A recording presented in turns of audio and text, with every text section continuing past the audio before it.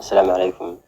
muuqaalka waxaan ku eegaynaa qaabka aad u isticmaali lahayd prepositionka khaasatan at, on, to. aan ku bilaabo marka at waxaa loo isticmaalaa marka laga hadlayo time. tusaale ahaan inaad tiraahdo waxaan kacaa 6 oo kale. I get up 6 am. inaad tiraahdo guriga waxaan gaaraa waqtiga. I get at home the middle of night.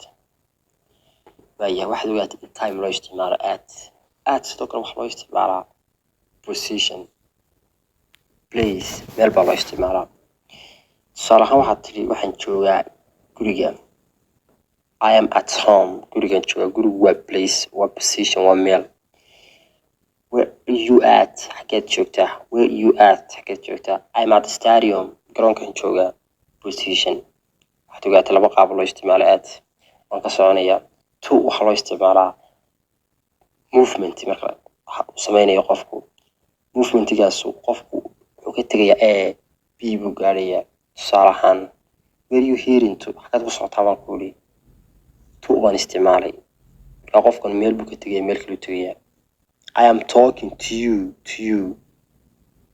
halkan buu ka tegayaa hadalku, beritan buu tegayaa.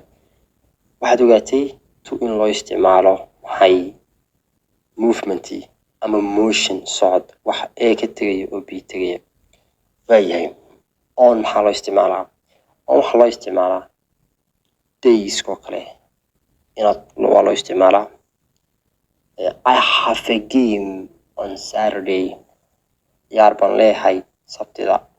maalmihii 7 dayskii wiilka ku jiray markaad sheegayso mid walba on baad ka horeysiinaysaa. too dambaysay aan kusoo gabagabeynaya waxa weeye in maxaa loo isticmaalaa? in waxaa loo isticmaalaa markaad sheegayso meel aad ku jirto ama dal aad sheegayso. sidoo kale taariikhdan waa loo isticmaalaa. tusaalehaan waxaad tidhi I am in Bro.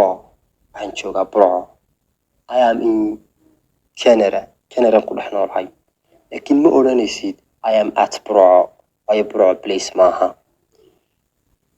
intaas waxaa kusoo gabagabeynaya casharkii prepositionka.